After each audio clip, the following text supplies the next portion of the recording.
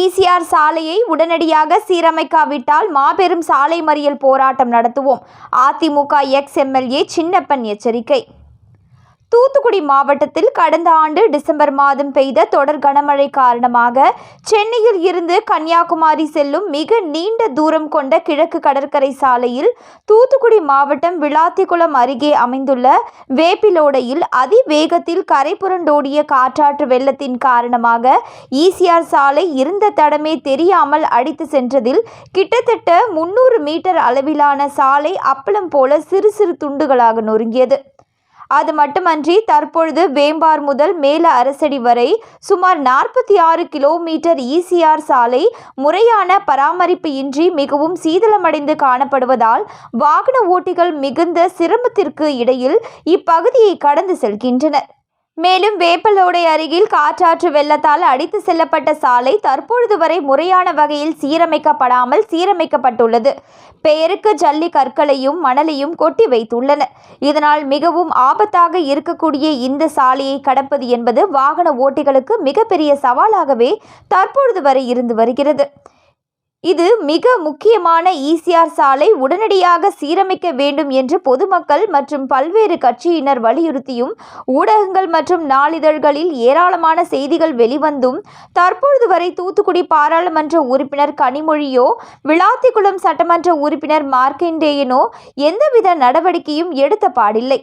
இந்த சூழ்நிலையில் இந்த ஆண்டும் பெய்த தொடர் கனமழை காரணமாக பெயருக்கு போடப்பட்டிருந்த ஜல்லி கற்களும் மணலும் நீரில் அடித்து செல்லப்பட்ட நிலையில் மீதமுள்ள சிறு மண் பாதை வழியாகத்தான் வாகனங்கள் தற்பொழுது சென்று வருகின்றன.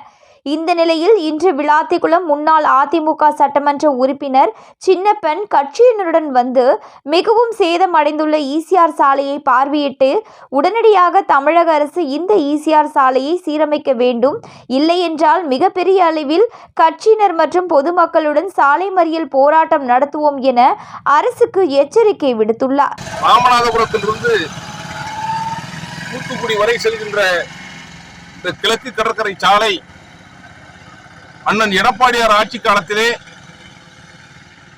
பலவென இருந்து ராமேஸ்வரத்திலிருந்து திருச்செந்தூருக்கு செல்கின்ற பக்தர்கள் எல்லாம் உபயோகிக்கின்ற சாலையாக இருந்த இந்த சாலை இன்றைக்கு இந்த விடிய ஆட்சியிலே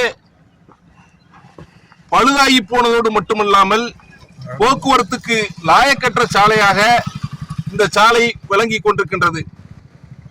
இன்னும் சொல்ல போனால் கடந்த ஆண்டு டிசம்பர் மாதம் பெய்த மழையில் இந்த சாலை முற்றிலும் சேதமானது. கடந்த ஓராண்டுகளுக்கும் மேலாக இந்த விடியாத ஆட்சி நடத்துகின்ற ஸ்டாலின் அரசாங்கம் இந்த சாலையை கண்டுகொள்ளவே இல்லை.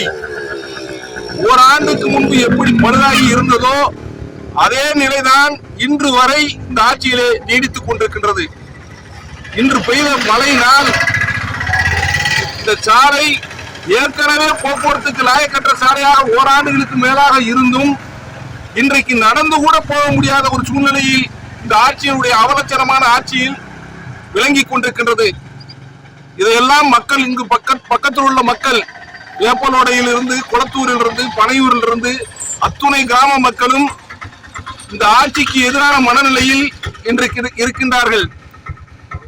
இந்த ஆட்சி இந்த சாலையை உடனடியாக சரி செய்து போக்குவரத்திற்கு பயன்படும் வகையில் பயன்படுத்த உடனடியாக நடவடிக்கை எடுக்க வேண்டும்.